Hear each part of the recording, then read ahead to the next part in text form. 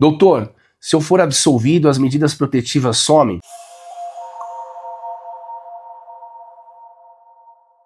Seja bem-vinda, seja bem-vindo ao canal Lei Maria da Penha em Foco, sou Júlio Konkowski e aqui respondo hoje uma dúvida dos seguidores. Vamos lá.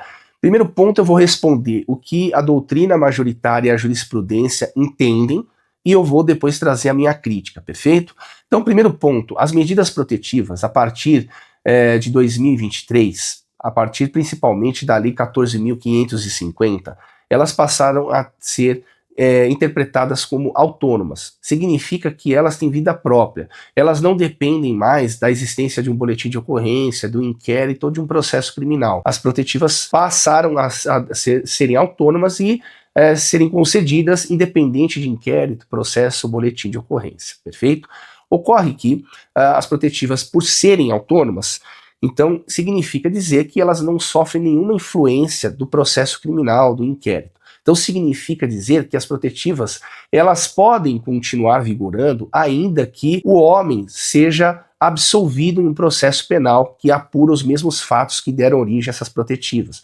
Pode acontecer das protetivas serem revogadas em caso de condenação desse homem também. Então, veja que as protetivas, elas têm caminhos próprios, elas não dependem mais das consequências de um processo criminal ou das consequências de um inquérito policial para que o seu rumo seja definido, perfeito? Essa é a posição majoritária lá do tema 1249 do STJ, reforçado pela Lei 14.550 de 2023. Todavia, aqui eu trago a minha crítica é minoritária, mas não deixo de colocá-la e expor aqui os fundamentos. Então veja, quando as medidas protetivas elas são concedidas a partir da declaração unilateral de uma mulher que se diz vítima, sem nenhuma prova. Então o juiz acredita inicialmente na versão dessa suposta vítima e concede as medidas protetivas baseado no princípio da precaução, perfeito?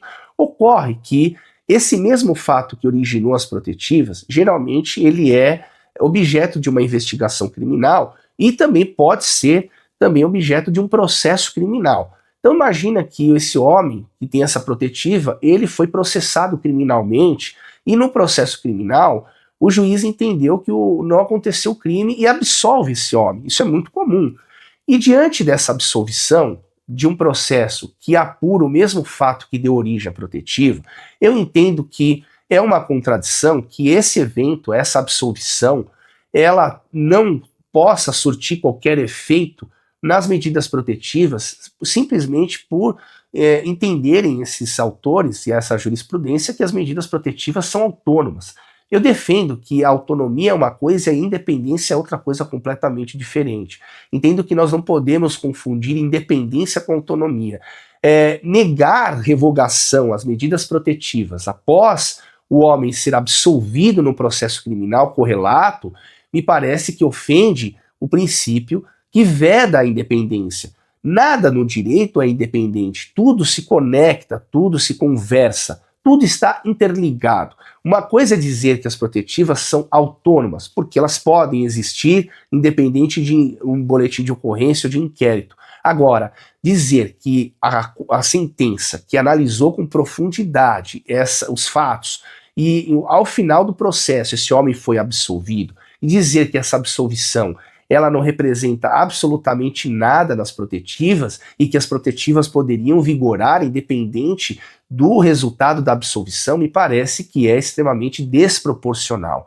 Então isso fere a situação da interdependência das matérias, das instâncias. Então as medidas protetivas, a Lei Maria da Penha, elas não estão insuladas no ordenamento jurídico. Nós não podemos interpretar a Lei Maria da Penha sem desconsiderar todo o ordenamento jurídico. A Lei Maria da Penha é um microsistema que deve dialogar com outros sistemas jurídicos. Então, quando esse homem é absolvido na instância criminal, onde é uma instância com mais profundidade, obviamente que na minha avaliação, entendo que essa sentença de absolvição deve sim vincular e se sobrepor as medidas protetivas e deve impor a revogação delas. Afinal de contas, Não há a menor comparação entre uma sentença que tem uma análise exauriente, aprofundada, e uma decisão que concedeu as medidas protetivas baseado apenas na declaração unilateral de uma mulher que se diz vítima, sem nenhuma prova.